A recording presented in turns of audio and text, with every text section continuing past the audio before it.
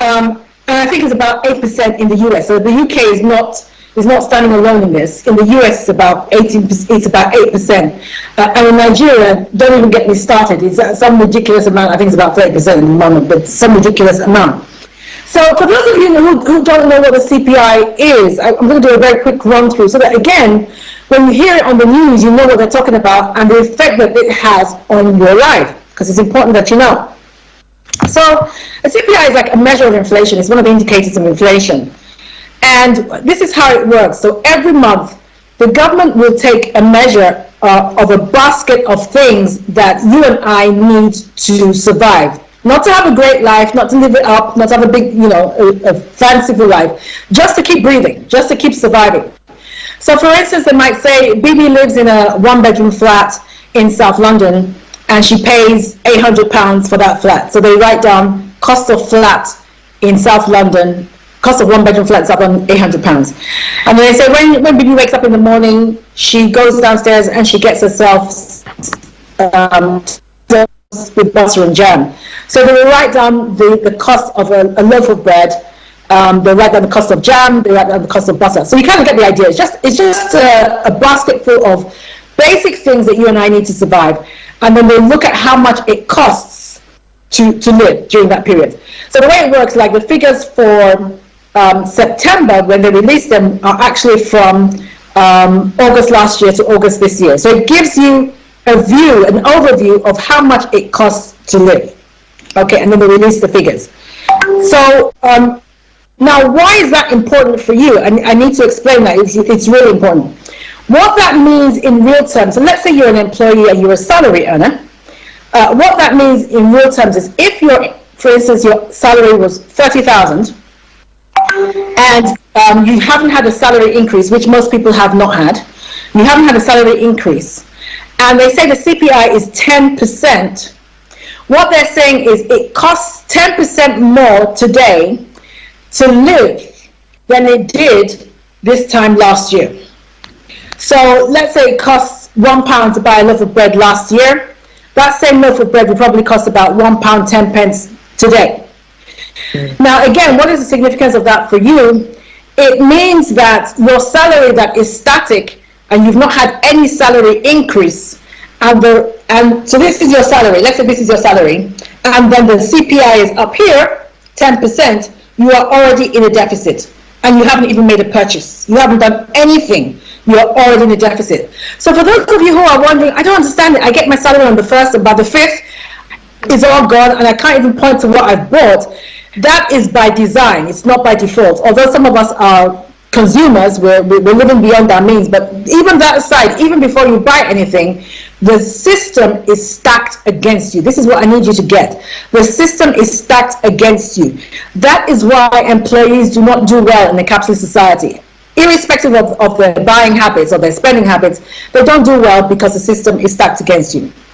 Now, again, in the UK, a number of small businesses are already saying, listen, if energy prices go up, we're just going to shut shop, because right now we're already struggling. There is no way we can survive. And we know that when this kind of thing starts to happen, the first people that get thrown under the bus are employees. That's the truth. They're employees. I mean, look at energy prices. Energy prices have gone up like crazy.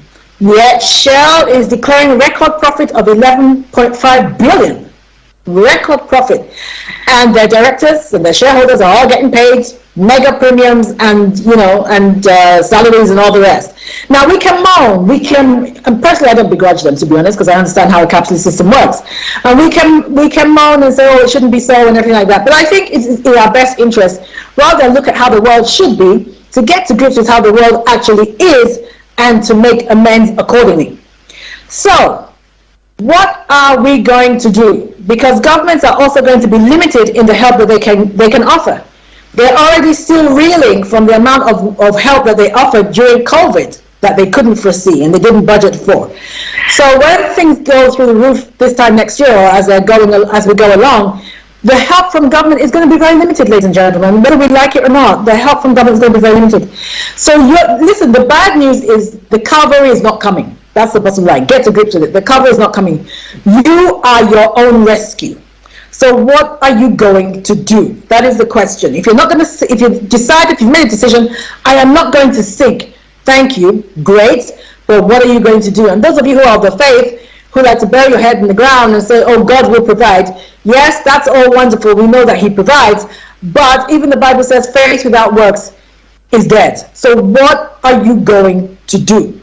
Now, one of the things that you can do is begin to develop different income streams. And so I thought I'd do a show today again on a kind of one of the income streams that you can develop. And so we're going to be looking at property today. We're going to be looking at property. And it gives me great joy to welcome back to the show two of our returnee guests, two very special women who have built up amazing property portfolios. And they're going to be talking to us not only about how they did it, but introducing to us a new way of investing in property, because you know how it is. A lot of us think, oh my God, I'm already struggling financially. I don't have a few $100,000 to invest in property. Hold your horses, there's good news coming. They're going to show us that you don't have to break the bank to invest in property now. There are lots of ways in which you can do it. There's one in particular called fractional investment that they're going to speak about, and that's going to help you. So, without further ado, I'm going to welcome back Bimbola Osage and Sandra Ramsey-Nicole. Ladies, you are welcome back to the show. Hi, thank you. Thank you for having us. Good morning. Good afternoon. Okay. Good afternoon. All right. So, what I'd like you to do, for those of our listeners who haven't met you, do a quick intro. So, Bimbola, can you go first? Give us a quick background as to how you got into property and where you're at now. Cool, thank you so much. Good afternoon, everyone. My name is Bimbola Banjo Osage. I am a full-time property investor, developer, trainer, coach, mentor, and everything property. In fact, I actually call myself a property entrepreneur. So I started my property journey so many years, about 17 years ago when I bought my first property. But just like most people, it was just a place to live at the time.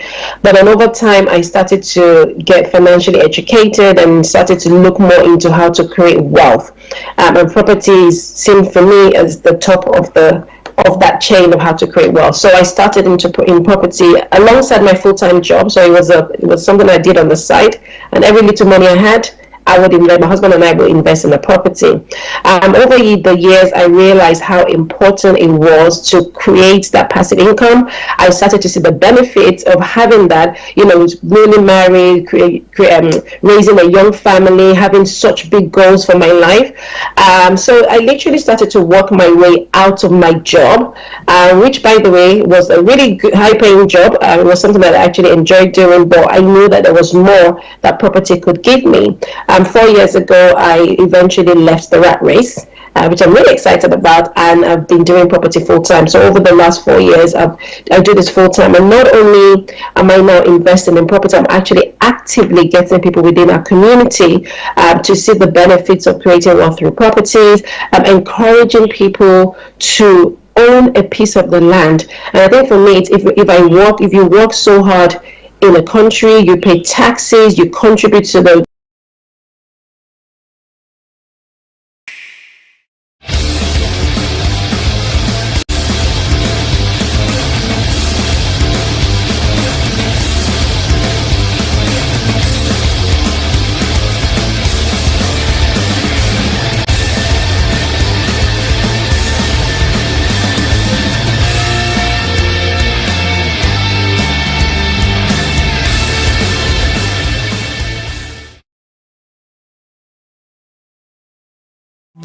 I'm Trevor Phillips. This is Common Ground, where each week we look for agreement on a hot-button issue dividing the nation. Tonight, I've said before that Britain can survive outside the European Union, and indeed that we could find a way. As we leave the European Union, we will forge a bold, new, positive role for ourselves in the world. And we will make Britain a country that works not for a privileged few, but for every one of us. Do not underestimate this country. Do not underestimate our powers of organisation and our determination, because we know the enormous strengths of this economy. We have huge reserves of talent, of energy and determination. I am confident that together we can ride out the storm. We can rebuild our economy. Building an economy that embraces the opportunities of Brexit. I voted for Brexit. I believe in Brexit. And I know that Brexit can deliver, and is already delivering, enormous benefits and opportunities for the country. We have to make Brexit work. The deal this government has got us is not working well. It's holding business back, it's holding growth back. Brexit was and is Brexit, but it's certainly not done. Some believe that's because it was always doomed to fail. Others because we really haven't put our backs into making global Britain a reality. But on both sides of the Great Divide, there are conflicting emotions. Even some of those who voted to leave the EU now show signs of buyer's remorse, according to the latest polls. They worry that the benefits are outweighed by the disadvantages of being outside the bloc, all too plain post-COVID, Ukraine, and the energy crisis. On the other hand, some who maintain that Brexit was a mistake think it's one we'll have to live with. The best we can do, say these Euro-pragmatists, is build better relations with our neighbours at a time of economic turmoil. But has leaving the EU made that economic pain worse? Our choice tonight: which gear for Brexit? Reverse, full steam ahead, or, as so often in British life, can we find a happy medium? In the next 30 minutes, we go in search of common ground.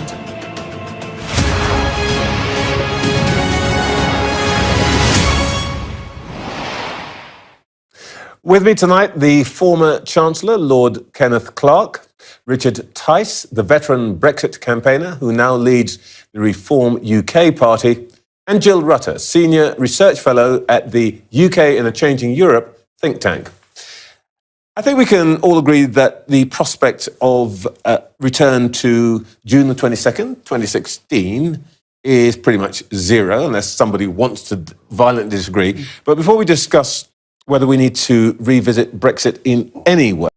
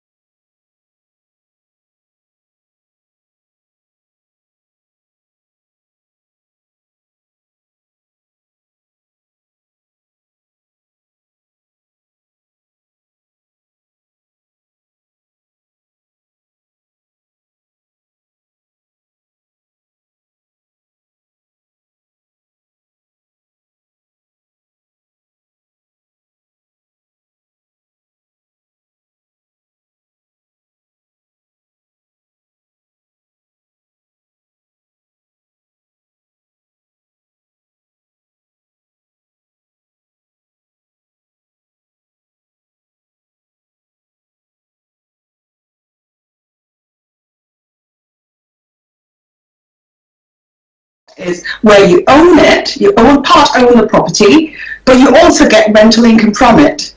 So you get rental income every year, every month from the property, and you also get an opportunity to use that property. So you get a week's stay in the property. So you own the property, you part own the property, get a week's stay, and also get some income from it. Okay. So, all right. So let me just make sure that I'm understanding. So, I wouldn't own the property outright. I would own it alongside a group of other people. Is that correct? That's right. Yes. Okay. So, as my listeners know, we're going to be focusing a little bit on the opportunities in Spain in a minute, and I know that you're going to explain why.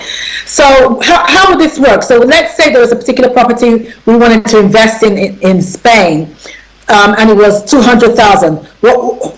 How much would I need to put on the table? So, for example, if we were going to split that in 10, we could possibly say we're looking for 10 investors. We're looking for 10 people to bring £20,000. Now, that would then allow you to own a share of that property. And a lot of people sometimes think about, oh no, it must be a timeshare. And I'd like to make this distinction. It is not a timeshare. With a timeshare, you actually buy time to use the property. You buy the right to use the property for 2 weeks a year, 4 weeks a year, whatever period of time. And you have that right for sort of 20 years to 90 years. This is different in the sense that you actually own the property. So this property belongs to you, you own only a share of the property. And the fantastic thing about that is, you share all the benefits of owning a property and you share the risks. Okay, so okay, again, let me just make sure that I'm understanding this. So let's say I and 9 of my friends put together 20K each. We could buy a property. Yes. We'd all own a share of it. That's right. And then the property would be let out. That's right. And we would receive a portion of the rent. And for how long does this last? So do we agree beforehand how long this is going to last? Is it like 5 years, 10 years? How long does it last? Yes, so what Bimba and I do is we have an agreement where it's a 5-year period. Everyone who invests comes in for a 5-year fixed period. At the end of the 5 years, we then decide, okay, the 5 years up, we can sell the property. And the great thing about it is because you own the property, you also benefit from the capital growth. So if we buy the property at 200,000 and when we sell it it's 300,000, everybody walks away with a tenth of their share. So you benefit from the capital growth, which you don't with timeshares, because you're just buying the right to use from a timeshare owner to use the property. You may also have heard of ownerships where you sort of own a hotel room, for example. You've got the Marriott that do that. You've got a hotel room and you buy a hotel room or you own a hotel room and then you let it out and you get some income. This is one step better, much better, in the sense that you own the whole home, be it a 2-bedroom flat, for example, or a 3-bed flat, whatever property it is, and you also own the equity on that property. You get the advantage of the equity in 5 years' time on that property. All right, for those that don't know, what is equity?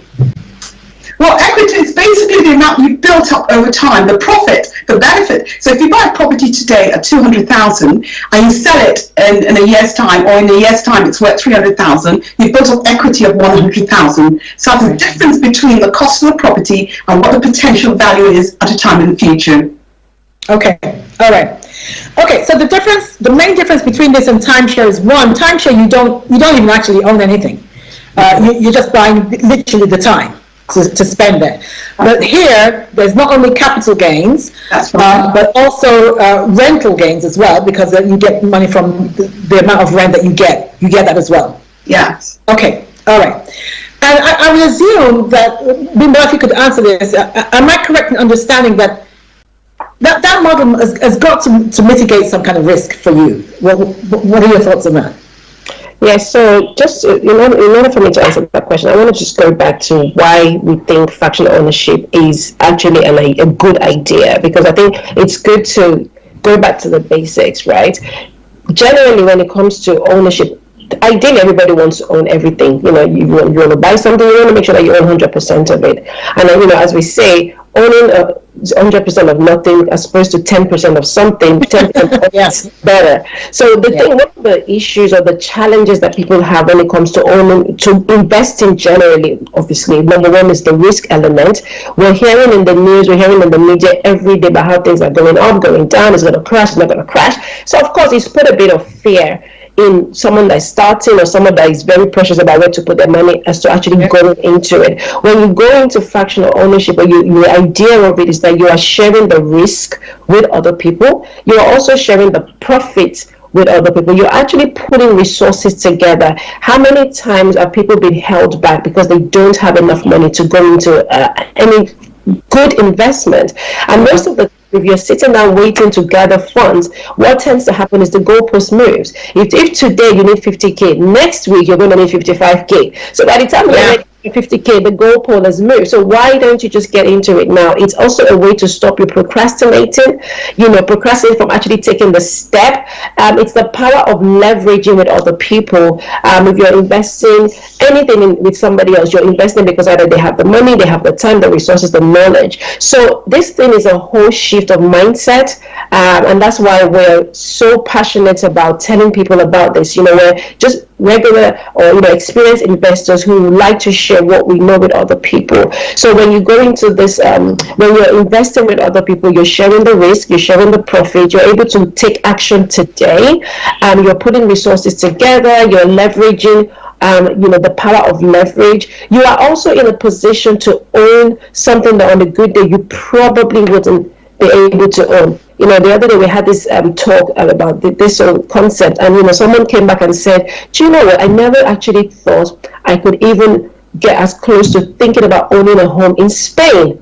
And this is what this sort of thing gets you, because you're sitting now not really necessarily thinking about this amazing opportunity, but actually you can get into this amazing opportunity if you're willing to do it with other people. So fractional ownership, joint venture, which is another way, another term for it, shared ownership, it's the way forward. It's an absolute must. I actually say it's the way forward.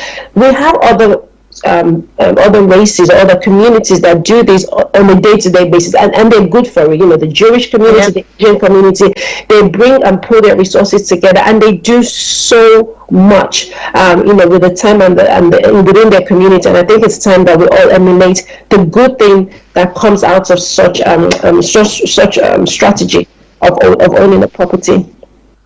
I couldn't have said it better. And for those of you who listen to this program regularly, the whole issue of collaboration, I know is something that it's kind of foreign to our community. I don't understand why. But guys, if we are going to make any progress, collaboration is the way forward in whatever sphere. It is the way forward. And particularly in property, where you've heard that, what is stopping you from owning something, that hurdle is now it's now crossable. You can now jump that hurdle. And I love what you said about what is the point of owning 100% of nothing when you can own 10% of something that is tangible and makes sense, and I can pass down to my children. Most importantly, I can pass down to my children. And again, for those of you who listen to this program a lot, I tend to think generationally. You've got to think generationally when it comes to wealth creation. It's not just about you living in a nicer house or buying a better car. It's about what are my children's children going to eat? What are they going to eat? I really want my children to say, thank God for grandma. That's my grandchildren. That's what I want them to say, thank God for grandma. So we mind shift. We really have to have a mind shift. That we have to work together. There's no getting around it. You have to work together. And not everybody is a thief. Not everybody's going to run off with your money. So get past that as well. I'm not trying to say there's no risk involved. I'm not saying that at all. But not everybody is a thief. Some people have integrity, and I'd like to think that the people that I work with have integrity. Okay, I'm going to take a quick break here, and then we're going to come back because, as you know, we have a global listenership. And we're talking about Spain, and I need to let my people know whether you can be sitting in Ghana and take advantage of this, or you can be sitting in Nigeria and take advantage of this, or is this just for people in Europe? So we're going to come back and have you answer that question, but we're going to take a quick break. For those of you who are regular listeners, you know that this is a live show, and so if you have any views or any questions that you want to ask Sandra or Bimbala, listen guys, don't keep quiet. This is the time to do it. If you are joining us from Facebook, just put something in the chat. We'll get it during the break, and they will answer all your questions.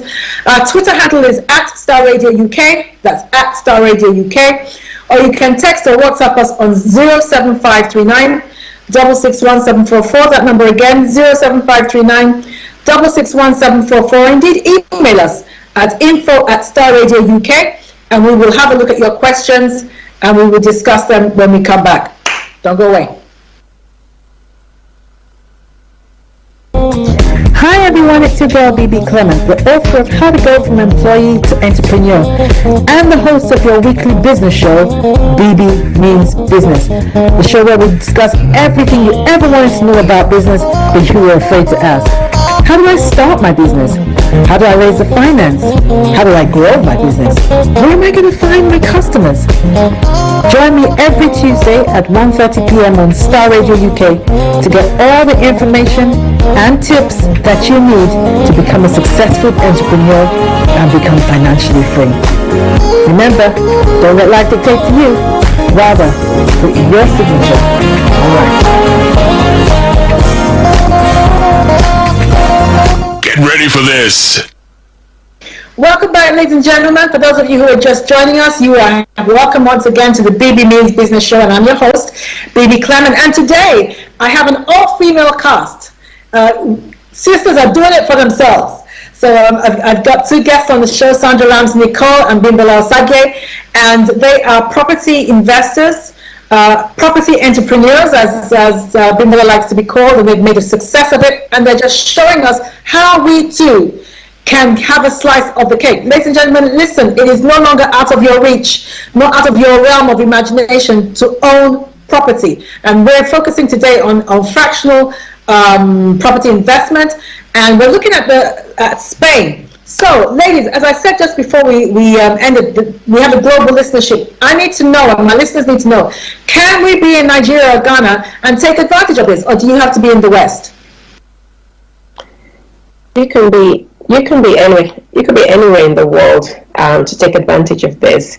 The concept that we're looking at, the investment opportunity that we're considering at this stage is actually a cash purchase. So it doesn't really matter. We're not getting a mortgage. There's no restrictions to accessing finance and so on and so forth. So you can literally be anywhere in the world and you can invest in this. Very doable, very plausible. The whole structure is we set up a limited company and every investor becomes a shareholder.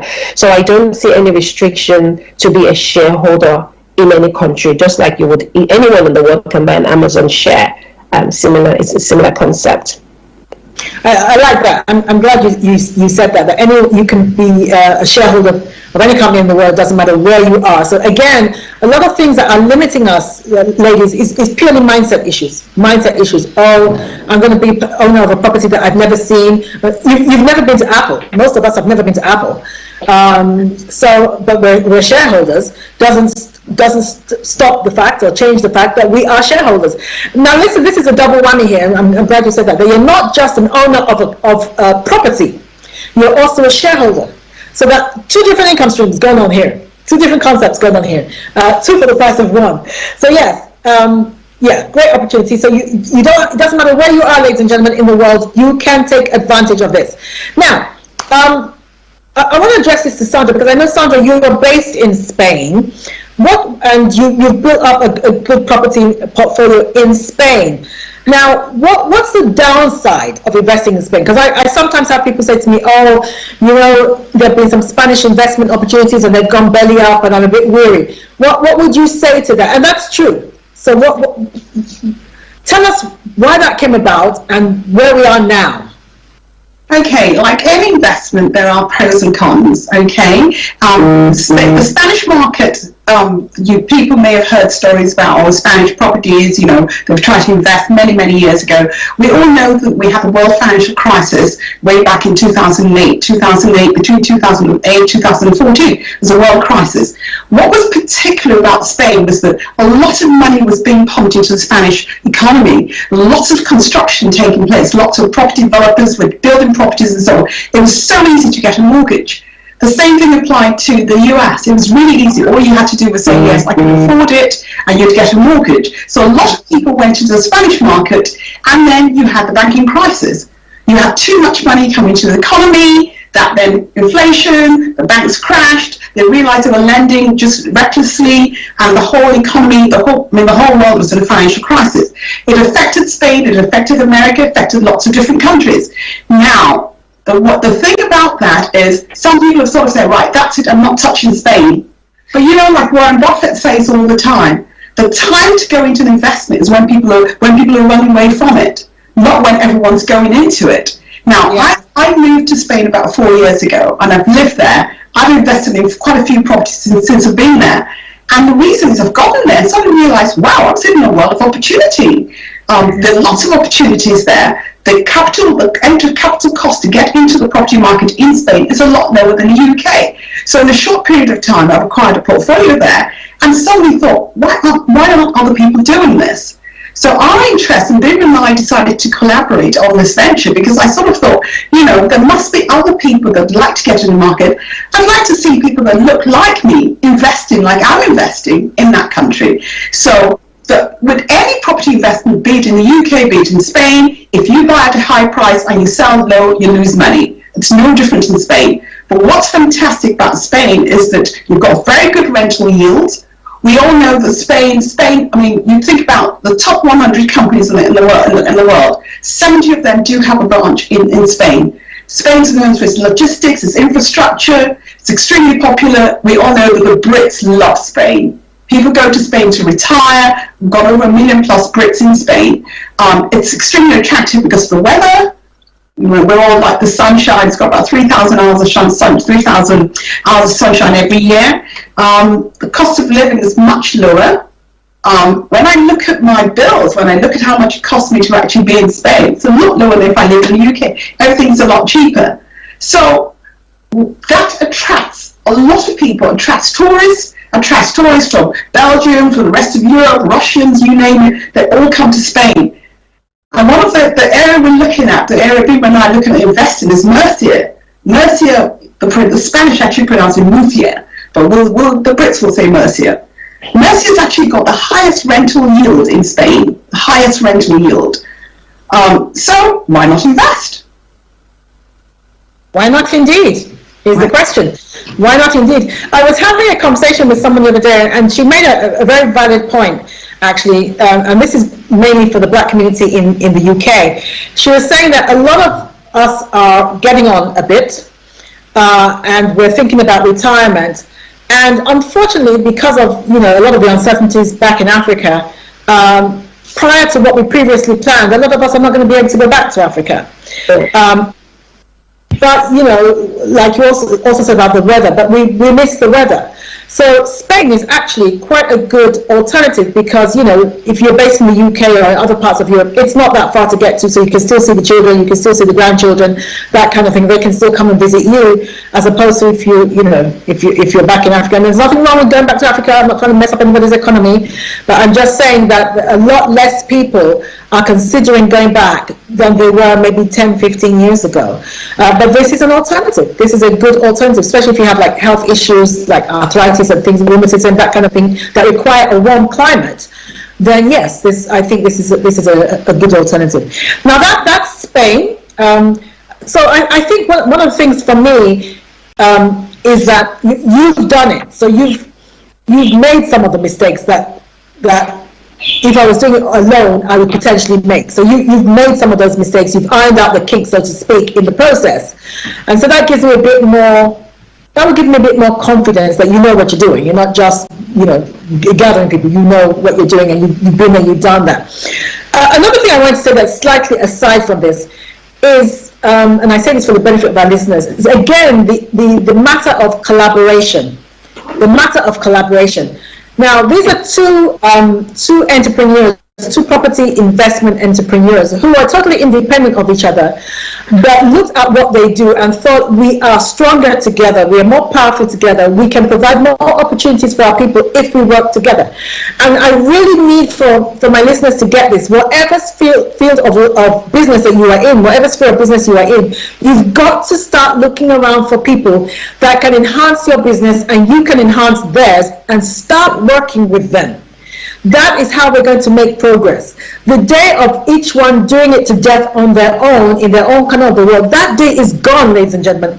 And if you are still doing that, you are going to get wiped out. You are not going to be able to survive. Look for who you can collaborate with that has integrity, that you want to put your name to, that you can join forces and do better financial gain, have access, now they have access to each other's client base, which they probably wouldn't have had before, and they can go further. So I need you to start thinking like that. Okay, that was an aside. Bimbola, I know you have an investment club in the UK, because no matter what we say, some people think, oh no, I'm not going to go to Spain, that kind of thing. I'm a bit weary, and that's fine. It's not for everyone, we accept that. But I know that you have an investment club in the UK, and I have done some work with you previously. Can you tell us a little bit about your investment club in the UK and how our listeners can take advantage? Yes. So for those that don't want to go to Spain and those that do want to go to Spain, there is also an option in the UK. And actually, even though it's an option in the UK, we also have members that are actually not based in the UK. So this is another opportunity that is open to anyone wherever they are in the world. But basically, it's the idea of us coming together, running an investment club. And the entry cost is £10,000. So in my introduction, I talked about how over the years I've been helping people get on the property ladder using the fractional ownership model. And sometimes people don't necessarily have the 20K, the 30K, the 40K to do those types of deal. But I find that most people have at least £10,000. So the idea was everyone with £10,000 minimum would come together and we'll put the money in the big pot. And out of that big pot, we then use that money to invest in property. So we're buying properties and flipping them for a profit. We're loaning each other money to invest into bigger opportunities. But the idea is the investment club, and it's called BOOB.